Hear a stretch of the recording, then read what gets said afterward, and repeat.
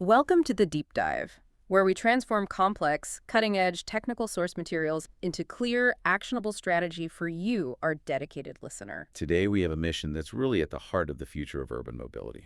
It is. We're tasked with developing the definitive engineering requirement specification, the SOR, for cybersecurity, and not for just any car. No, this is for a brand new, micro, low-speed, pure electric vehicle platform. So we're talking about that L6E, L7E category, things like the Wuling Hongguang Mini EV, maybe the Citroën Ami. Exactly, and that segment is defined by two opposing forces. Yeah. Just explosive market growth on one side. And on the other, this absolutely unforgiving cost sensitivity. Right, and our whole analysis today, it's structured like a top-tier consulting engagement. It's designed to help you navigate what we call the cost-safety paradox.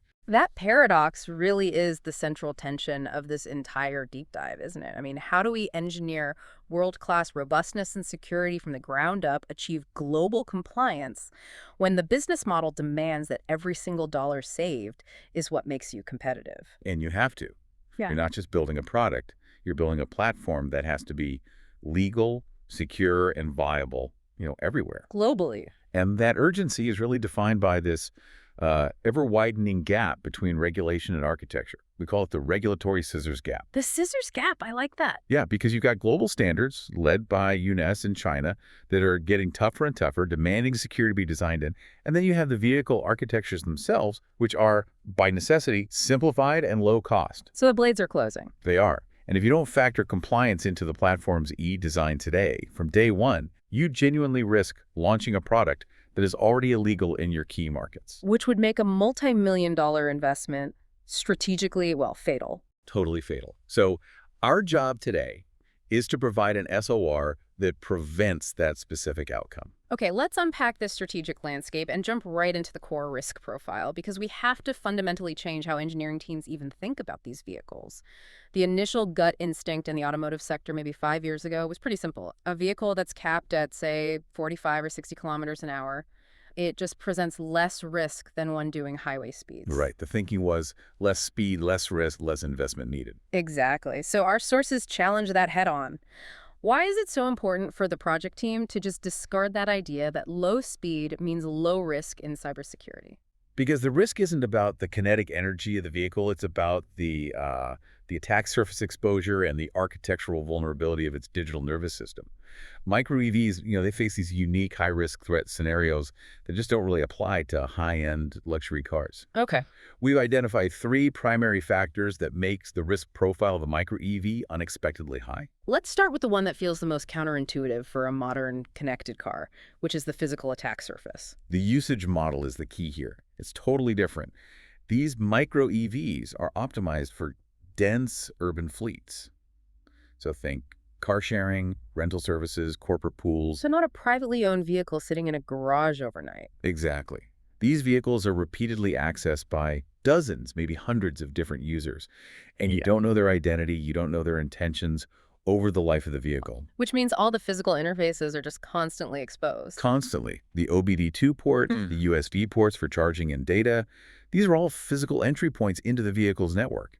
In a high-end car, that OBD port is, tucked away under a dash panel. You might never touch it. But in a shared micro EV, people are plugging things in. Maybe the panel is cheap and easy to pop open. An attacker has repeated low-friction physical access. And if the wiring for the CAN bus is easy to get to, well, that just amplifies the risk of tampering or, someone plugging in an unauthorized diagnostic tool. And that leads directly into the second unique vulnerability. This one is a brilliant cost-saving move. But from a security perspective, it's potentially catastrophic. It's the smartphone as component approach. Or bring your own device infotainment, BYOD the SEC. Yeah, this is a fascinating but really treacherous design choice. So you're saving, what, a few $100s on a screen? You're saving the $200 to $500 cost of developing, certifying, and maintaining a proprietary infotainment screen. Instead, like in the Citroën Ami, you just offload that entire function to the user's phone. And it connects via Bluetooth or Wi-Fi. Typically. And the phone becomes your map, your media controller, and sometimes, this is the critical part, the gateway for minor vehicle controls. Things like unlocking the doors or preconditioning the cabin. So we have effectively integrated an uncontrollable consumer device directly into the vehicle's control loop. An uncontrollable device running a consumer-grade OS, often unpatched, loaded with apps of, totally unknown security quality, and it's constantly connecting to insecure public Wi-Fi networks. It's a massive new attack surface. It's a huge one. Suddenly, a standard non-automotive vulnerability, let's say a memory corruption flaw, in a common smartphone Bluetooth stack. That becomes the pivot point for an attack on the vehicle itself. This vector just doesn't exist in the same way in a car with an isolated, dedicated IVI system. Okay, so if the first 2 points increase the probability of an attack, this third point seems to explain the severity of what happens if an attack succeeds, the architectural fragility. Yes. This is the core engineering decision that elevates the risk from, say, high to extreme. To meet those really stringent cost targets, the platform uses a simplified, flattened EE architecture. And what does that mean, flattened? It generally means it's running on a single, classic 500 kilobits per second CAN bus. And the fatal omission, the thing that's missing, is a central, dedicated, hardened gateway. Okay, so for our listener, the chief systems engineer, what does getting rid of that gateway actually mean in practical terms? It means there is no essential isolation layer. In a premium vehicle, the central gateway is like the traffic cop and the security checkpoint, all in one. It verifies the source, the integrity of every message before it lets it pass from an external node, like a T-box or OBD port, to a critical safety node, like the VCU or the BMS. But in our flattened micro-EV architecture, That T-box, the single point of connection to the outside cellular world, it often sits directly on that shared CAN bus. Or maybe it's linked through a body control module with just minimal filtering. so if that T-box is compromised, which our threat analysis later will tell us is an extreme risk, what's the immediate result? The implication, architecturally, is catastrophic. If an attacker gets remote code execution on that T-box, they don't have to spend weeks trying to bypass a dedicated firewall. There isn't one. There isn't one. They can immediately start injecting forged CAN messages directly onto the bus. And because the VCU, the vehicle control unit, and the MCU, the motor control unit, they don't have a verification layer, they might just accept and execute these arbitrary commands. So we're talking malicious torque requests, maybe overriding the battery charging limits. Or even disabling the anti-lock brakes. The path from the external connection to the internal safety critical function is direct. And that is the fundamental vulnerability of this cost-optimized design. Wow. Okay, that terrifying risk profile really underscores why this aggressive proactive compliance planning isn't just a good idea, it's a pre-competitive necessity. It is. You have to design for global market access from day one. And that means synthesizing the often conflicting and overlapping demands of Europe, China, and then the strategic concerns of the U.S. Let's start with the benchmark then, the UNECE and European mandates. Right, so UNECE Regulation 155, which governs the Cybersecurity Management System, the CSMS, and R156 for the Software Update Management System, or SEMS. These are the gold standard. And they were originally focused on larger cars, right? M and N category vehicles. They were, but the EU has made it absolutely unequivocally clear that these standards now apply to L category vehicles too, to our micro-EVs. Any assumption that you get a lighter regulatory touch for a small vehicle is now totally invalid. And the regulatory clock is ticking loudly. What are the absolute critical compliance deadlines we need to build our timeline around? Okay, these dates need to be the anchors for our entire 24-month roadmap for new type approvals. So, the brand new platform we are designing now, R155 and R156 compliance, is mandatory, starting December 11, 2027. December 2027. That's when we have to pass the audit to launch. Correct. But the net gets even wider. For all new registrations of vehicles, even for existing types that are still in production, compliance becomes mandatory starting June 11, 2029. So there's no escaping it. We have to be ready for that 2027 deadline, otherwise this entire platform is a non-starter in Europe. Now, R155 is very process-oriented, right? It's about how you manage security, the CSMS, but we also have the EU's Cyber Resilience Act, the CRA, acting as a kind of secondary net. If R155 covers the vehicle, why should our SRR care about the CRA? The CRA is vital because of our supply chain complexity and that BYOD strategy we talked about. R155 generally exempts vehicles that are already type approved under it, but the CRA steps in to regulate any products with digital elements that aren't covered. So things we buy off the shelf. Exactly. Think about a generic Bluetooth module we buy, or maybe a diagnostic tool we plan to sell to our dealers, or even very light L1E vehicles like e-bikes that might share some of our components but don't require full R155 type approval themselves. So if our Tier 1 supplier sells us a component that could also be sold as a standalone product, they have to comply with the CRA, and we, as the OEM, are on the hook for making sure they do. Precisely. The CRA forces us to add more detailed documentation requirements for our suppliers. We have to demand vulnerability disclosure policies and patching commitments that basically mirror the goals of R155. It adds a whole new layer of complexity to our cybersecurity interface agreements, the CIADs will discuss later. Okay, let's pivot to China. It's the largest global market for micro-EVs, and their compliance standards are, well, often stricter than UNECE. They move very fast from guidelines to legally binding mandates. This is exactly why China has to be the technical baseline for our SOR. We have to focus on the new 2024 mandatory national standards. That's GB 44495-2024 for vehicle information security and GB 44496-2024 for software upgrades. So how does GB 44495 go beyond R155, which is mostly about the management system? GB 44495 is highly prescriptive. It details how certain technical things must be implemented, whereas R155 often leaves that up to the OEM's discretion. Can you give an example? Sure. GB 44495 mandates very strict controls over the diagnostic interface. It specifies what kind of authentication protocols are acceptable and what the data access limits are. This directly reinforces the SOR requirements we'll build for security access. It also has specific rules for log storage, the capacity and integrity to make sure the audit trails are robust enough for their regulators. And the deadlines in China are even more aggressive. They demand a faster pace than Europe, for sure. New models have to comply starting January 1, 2026. 2026. So we have less than 2 years to finalize everything and get certified. Right. And all in-production models have to comply by January 4, 2028. If we don't hit that 2026 date, we miss the crucial early market window for our new platform. And the software update standard, GB 44496, that seems especially relevant for our cost-constrained, no-screen vehicle design. Oh, absolutely. GB 44496 mirrors R156's need for secure over-the-air or OTA updates. But China adds these very specific demands around consumer consent and transparency. It mandates detailed user notification and explicit recorded consent for all major software updates.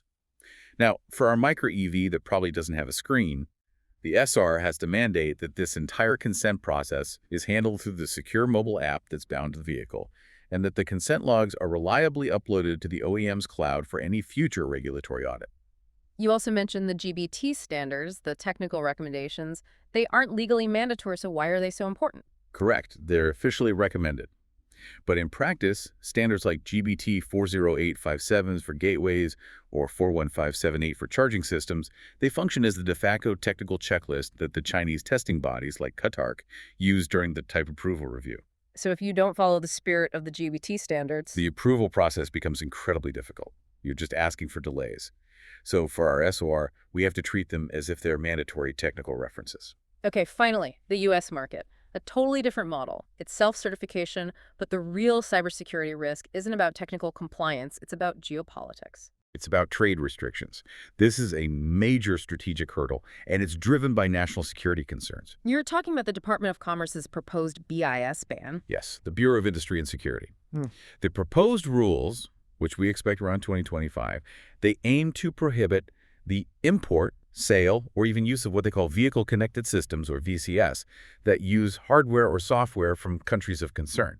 And that primarily means China. Primarily China. And a VCS is defined very broadly. It includes the T-box, communication modules, maybe even the core operating system. So this turns a simple component sourcing decision into a massive strategic risk that could just lock us out of the U.S. market entirely. It forces a hard desynchronization requirement into our SOR for any platform that even might be exported to the U.S. We have to mandate the exclusive use of non-Chinese suppliers for these mission-critical, externally connected components. So the T-box, the LTE module, the GPS chip. All of it. We have to specify Western suppliers like Telit, Sierra Wireless, or maybe specific European or Japanese providers. The cost difference might be significant, maybe 15 to 30% higher for those components. But it's the price of entry. It's the price of mitigating a total market ban.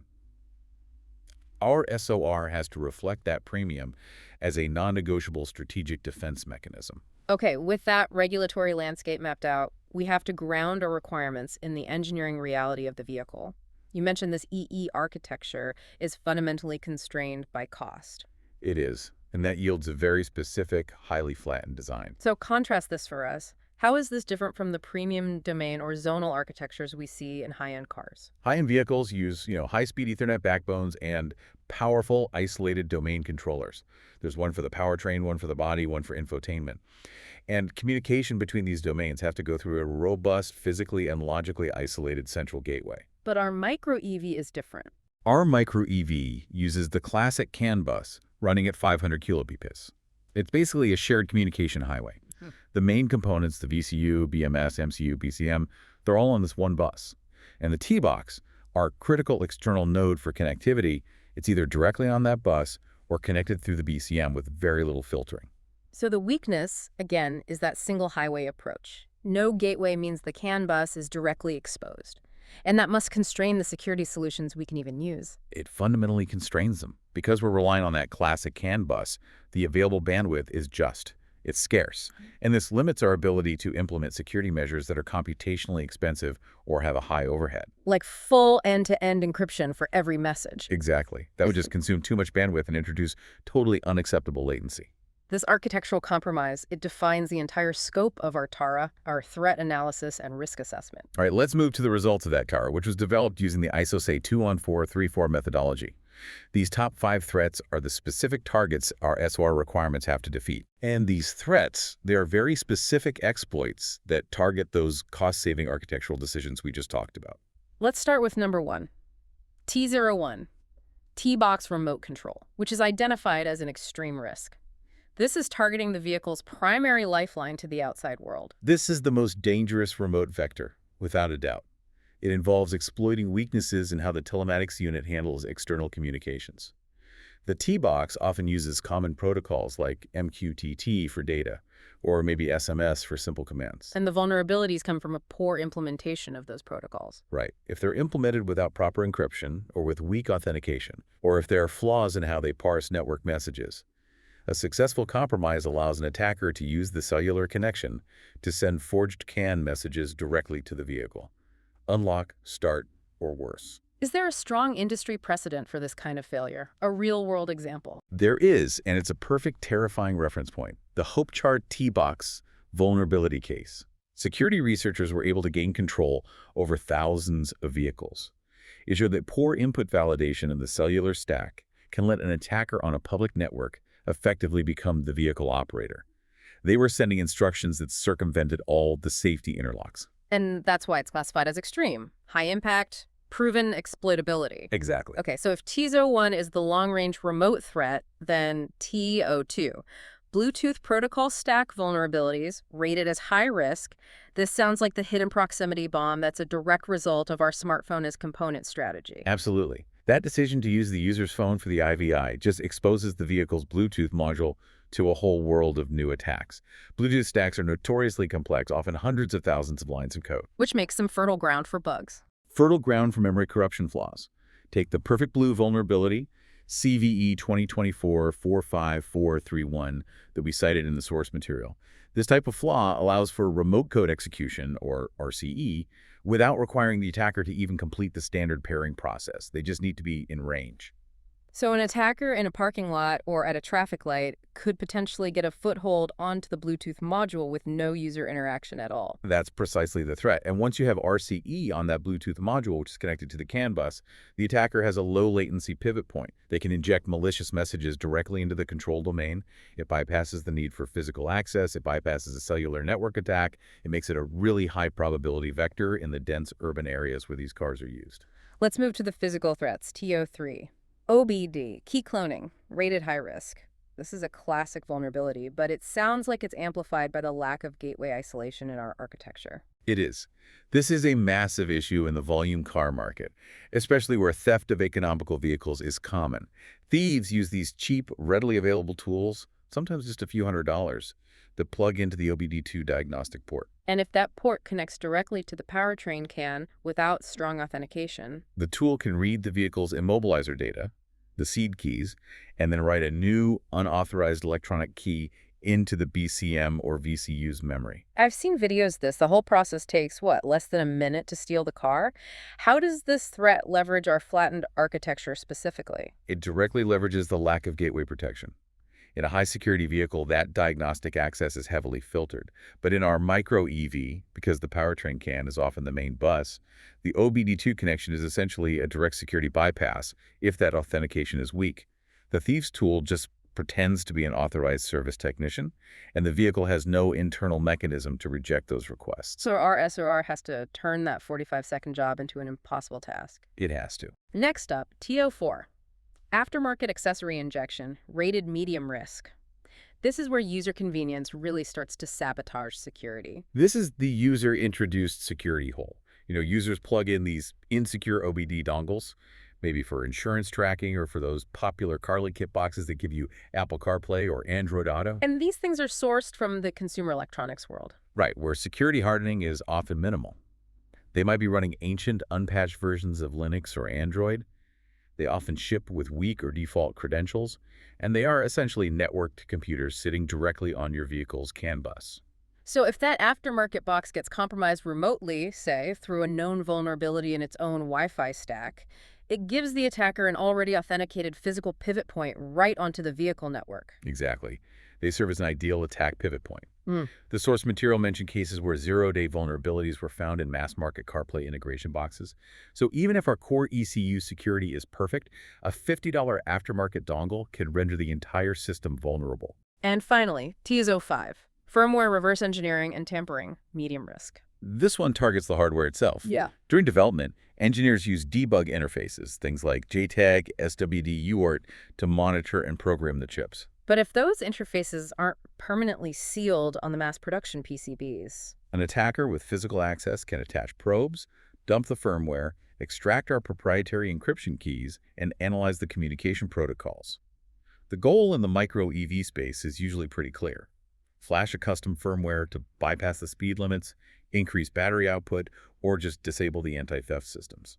And our reliance on physical cost-cutting can mean these debug ports are just left exposed, turning a developer's convenience into an attacker's vector. Okay. This is where we move from analyzing the threats to mandating execution. The core challenge is addressing those extreme and high-risk threats using smart, cost-effective engineering. Right. We have to define the mandatory requirements for every Tier 1 supplier. We have to start with the physical foundation, the hardware. And the strategic goal for hardware security is to get those high security guarantees without paying for high-end dedicated hardware security modules, or HSMs. We have to use lower cost internal capabilities. Which leads to our first foundational requirement, SRR HW01 MCU selection, SEHSM Lite. We must mandate that all critical ECUs, the VCU, BMS, T-Box, and BCM, use microcontrollers that have built-in secure hardware extensions, or SE, or at least EVLite cryptographic capabilities. So we're using the internal silicon of the MCU to establish our root of trust. Exactly. And that significantly reduces the bill of materials cost compared to adding a dedicated security chip. What specifically do these SE capabilities give us that justifies the investment, even under extreme cost pressure? Well, they provide two critical things. First, hardware acceleration for cryptographic operations, specifically AES-128. Second, and this is vital, they provide a logically isolated, secure storage area for the cryptographic keys. So the main application code can't touch the keys. It can't. The application running on the main CPU core cannot access the private keys. Only the dedicated cryptographic engine, the SHE, can use them. This prevents even sophisticated software attacks from stealing the very keys that we need for our secure communication. Can you elaborate on the recommended chips that hit this balance of cost and security? We have three strong recommendations, really based on common sourcing and proven compliance. First, the NXP S32K1 series, which has their Cryptographic Services Engine, or CSE.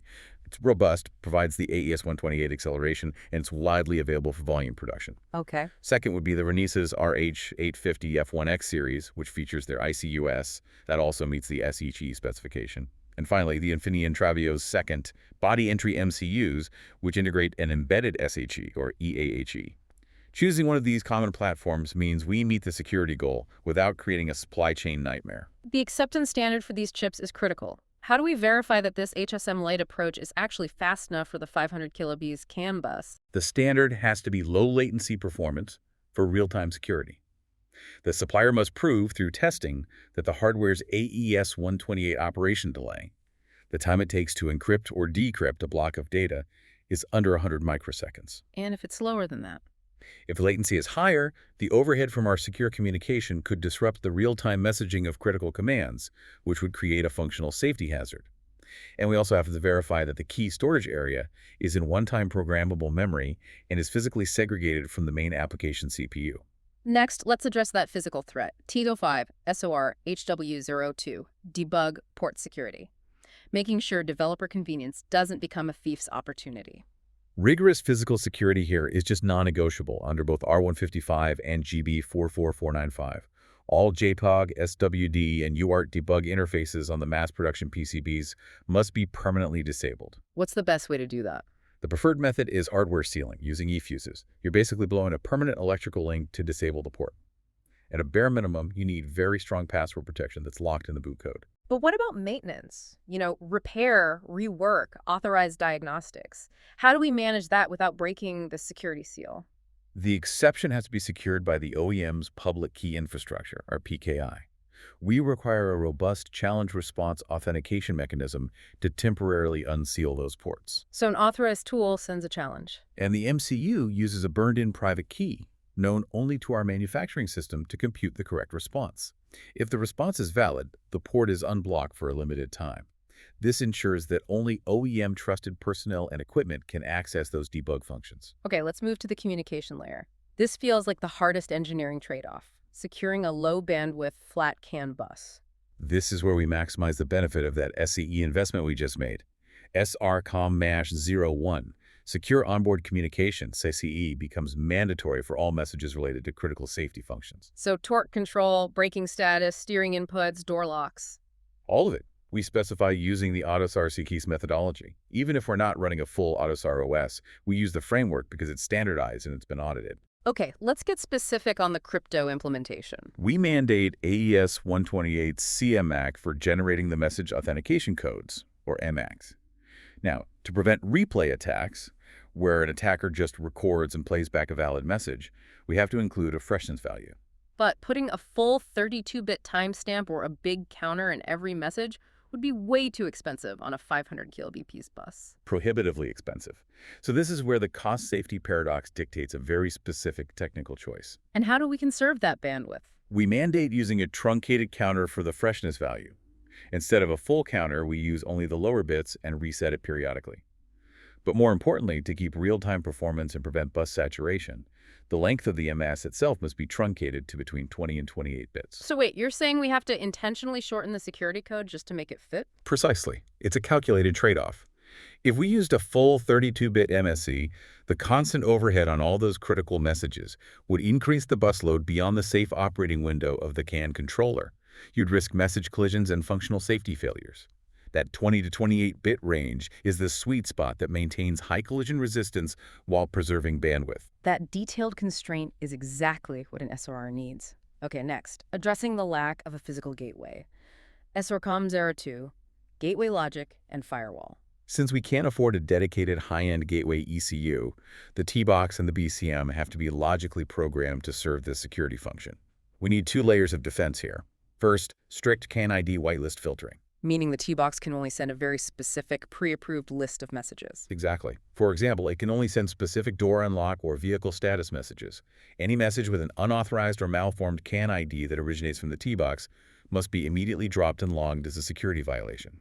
This prevents a compromised T-Box from just flooding the bus with dangerous commands. And how do we specifically defeat that high-risk TISO3 OBD2 key cloning threat? OBD protection has to be absolute and architectural. The OBD2 port must be logically and, if possible, physically isolated from the Powertrain CAN in the BCM. Access to any critical diagnostic services, like Service 0x27 for security access, is only granted after a successful challenge response authentication. So the vehicle only opens that security door to the Powertrain CAN if the diagnostic tool proves it's legitimate. Correct. It has to provide the right cryptographic response using keys from our PKI. Without that, the tool is limited to just generic, non-critical emissions data. Now, here's my critical question on that. You're mandating the T-box serve as the gateway logic, but Artera classifies the T-box as an extreme risk single point of failure. Isn't that fundamentally weakening our architecture, entrusting our most exposed node with our primary defense? That is the essential trade-off we are forced to make under this cost envelope. And you're right, it does create a logical single point of failure. So why do it? Because the cost constraints prohibit a separate, hardened gateway. So the strategy has to shift. Since the T-box must be connected for telematics, we instead mandate that the T-box itself is protected with the highest level of hardware and software security. We turn it into a trusted computing base. So you're not making it unbreakable, you're just raising the bar to compromise it Significantly. While also ensuring the VCU and MCU will only trust SecOC authenticated messages that have passed through this highly hardened whitelisted path. It's security by targeted hardening, not by physical isolation. That clarifies the compromise. Okay, let's address SOR Cummins R3. Bluetooth protocol hardening, which is essential for our BYOD strategy. We need a layered defense against that TO2 threat. Architecturally, the Bluetooth module must be physically isolated from the vehicle control bus. If someone does get RCE on the Bluetooth chipset, they should still face a software firewall or a separate microcontroller that filters all communication to the BCM. And since these stacks are constantly facing new vulnerabilities like Perfect Blue, what ongoing obligation do we place on the component supplier? We impose strict supply chain requirements. The supplier has to provide a full software bill of materials, an SBOM, detailing every library they use. They have to provide proof that their Bluetooth stack is actively managed and patched against known flaws like that CVE. What about pairing? We must enforce the most secure standard pairing mechanism. Secure Simple Pairing, or SSP, using the numeric comparison mode. We strictly prohibit the use of the unsecured JustWorks mode for any sensitive operation. That ensures mutual cryptographic authentication between the phone and the vehicle. Okay, let's move to software and data security, starting with SOR SW01, Secure Boot. Secure Boot is really the digital equivalent of our hardware root of trust.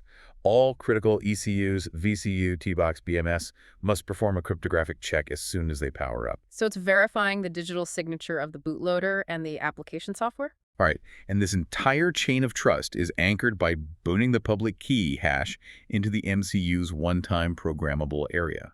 This ensures that even if an attacker manages to physically flash a tampered firmware, as in threat TO5, the MCU will recognize the unauthorized signature and simply refuse to boot. It renders the physical tampering inert. Next, SOR SW2, Secure Software Updates, OTAFOTA. And we're balancing R156 with the specific demands of the Chinese market here. Yes, full compliance here means more than just having an update mechanism. We have to meet that GB-specific requirement for explicit user notification and consent. For our no-screen vehicle, that means the mobile app has to handle it. It does. It requires a detailed design spec for the app to handle that consent interface. And critically, we have to ensure that the logs proving user consent are digitally signed and uploaded to the OEM cloud. That provides the auditable evidence the GB regulations require. We also mandate a mandatory anti-rollback mechanism. It has to be integrated into the secure boot process to make sure firmware can't be downgraded to older versions with known security flaws.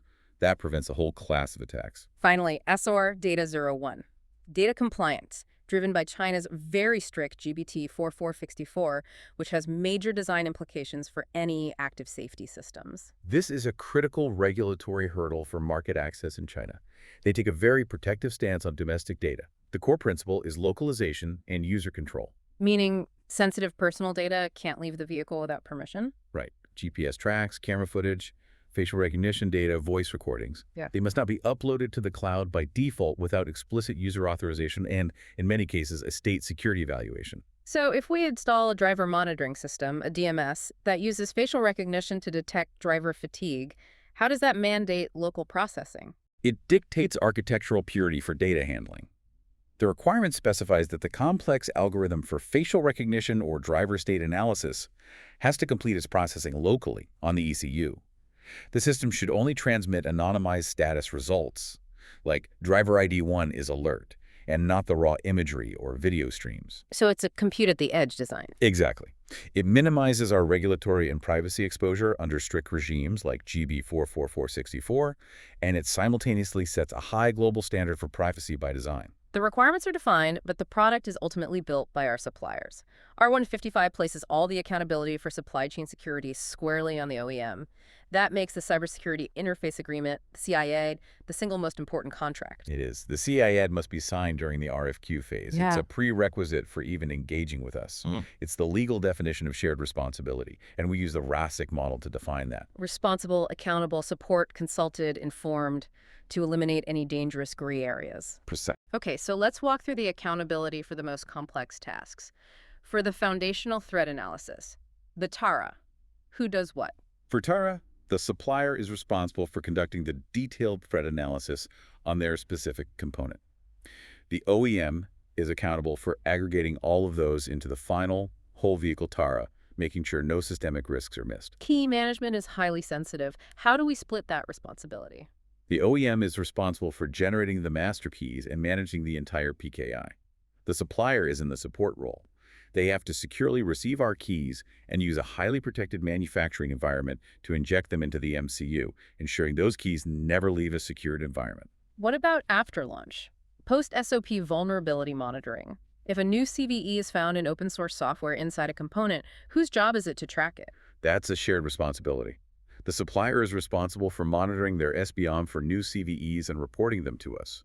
The OEM is accountable for aggregating all those reports and assessing the overall vehicle risk. And for the incident response. When a response is triggered, the supplier is responsible for developing the patch code quickly. The OEM is accountable for testing, packaging, and distributing that patch via our OTA system. And the CIAD has to mandate strict SLAs for this. For an extreme risk vulnerability, we might require a patch within 14 days of notification. Beyond the CIAD, how do we get assurance that our suppliers can actually deliver secure software in the first place? We require suppliers to either hold full ISO 21434 certification, which proves they have a working CSMS, or they have to undergo a rigorous second-party audit from our team. And what does that audit focus on? Specifically on their software development lifecycle, their SDLC.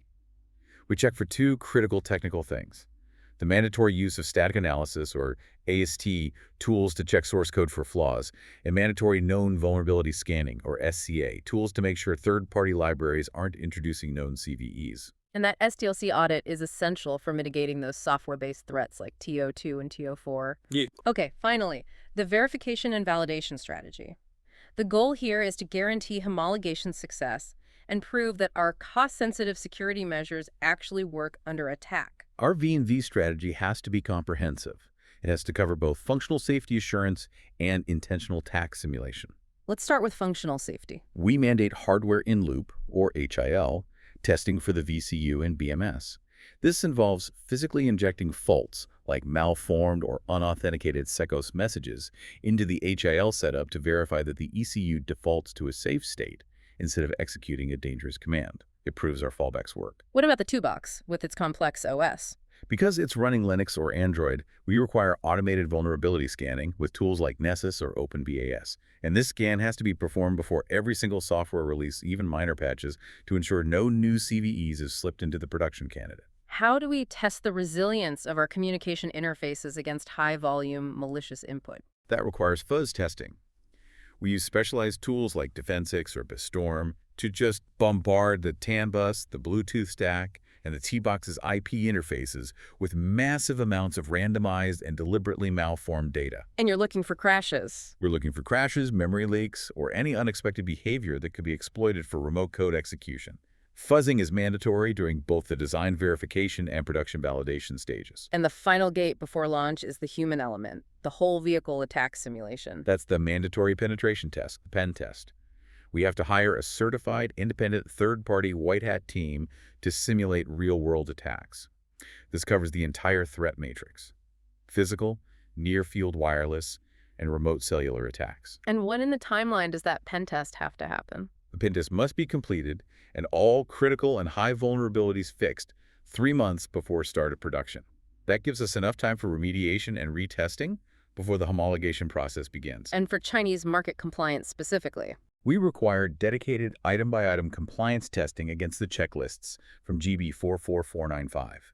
This goes beyond a general pen test to verify every single technical mandate is met, from log integrity to specific diagnostic authentication protocols. There are tools like GoGoByte GoGoBark that are optimized for this and can really speed up the Qatar type approval process. Okay, we have the strategy, the requirements, the verification matrix. Now we need the execution timeline to hit those critical 2026 and 2027 regulatory hard stops. We've built an aggressive, but I think necessary, 4-phase execution plan that spans those 24 months. Let's run through it. Phase 1, concept and definition. That's months 1 through 3. The focus here is on foundational alignment and sourcing. We have to publish the finalized, board-approved SOR. We complete the full vehicle TERA, which sets the assurance levels for every ECU. And critically, we lock in our supply chain, we select the SHE supporting MCU platform, and we sign the mandatory CI ads with all Tier 1s. No supplier gets onboarded without a signed CI ad. Phase 2, design and development. Months 4 through 12. This is where the security architecture actually gets built into the first prototypes. Right. We mandate the full implementation and initial testing of Secure Boot and SecOC with that truncated MS. The SCMS development has to be completed. That's the OTA backend, the in-vehicle agent, and the mobile app consent mechanism for China. And we complete the T-box hardening. By month 12, the architecture has to be feature complete. Phase 3, verification and optimization. Months 13 to 18. The system moves from implementation to rigorous proving. This is where we conduct that critical first round of fuzzing and penetration testing. We break the system early so we can fix it quickly. We triage and remediate all the critical and high vulnerabilities we find, and then we cycle through patch and retest. At the same time, we use all this documentation to prepare our CSMS audit materials to prove our processes meet R155. And finally, Phase 4, certification and production, months 19 to 24, the launch sequence. Exactly. We submit for the necessary type approvals, TUV or VCA for Europe, Qatar, or the RO ERI for China. The final validation testing, the PV, occurs. And crucially, we establish the Vehicle Security Operations Center, the VSOC, for continuous post-SOP monitoring. This ensures that when new CVEs are discovered after launch, our incident response is ready. That allows us to hit the start of production timeline with certified global compliance. That roadmap really shows that architectural security can't be bolted on at the end. It has to be designed in from the very first day. So, to synthesize this entire deep dive, what are the 3 core guiding principles that have to drive the engineering team as they execute this SOR? I think the 3 principles that resolve this cost-safety paradox really boil down to this. 1. Hardware priority. You must make the smart investment in low-cost MCUs that have built-in secure hardware extensions. It is the only cost-effective foundation that enables low-latency SecOC and Secure Boot, and it provides the physical root of trust you need for high-volume, low-cost compliance. Architectural purity. You have to strictly enforce the isolation of the infotainment domain, the user's phone, Bluetooth from the control domain, the CAN bus, and the safety ECUs.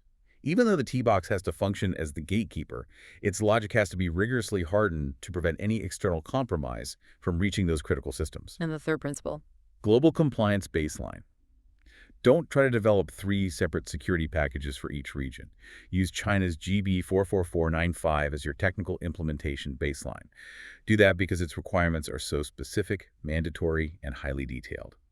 By meeting the technical demands of GB 44495 and pairing them with the management processes from R155, you can achieve a develop once, comply globally strategy. It maximizes engineering efficiency. That is a masterclass in strategic requirements definition.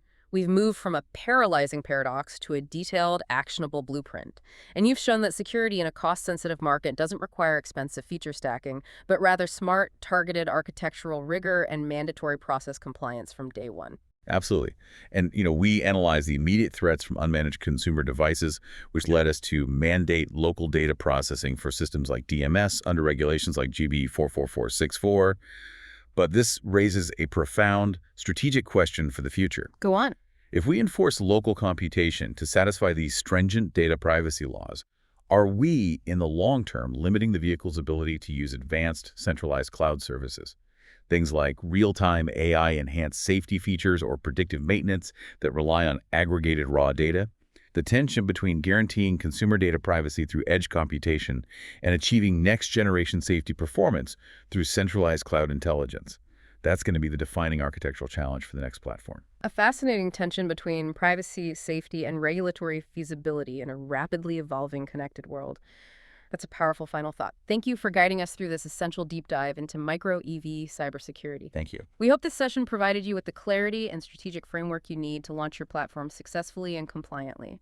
We'll see you on the next deep dive.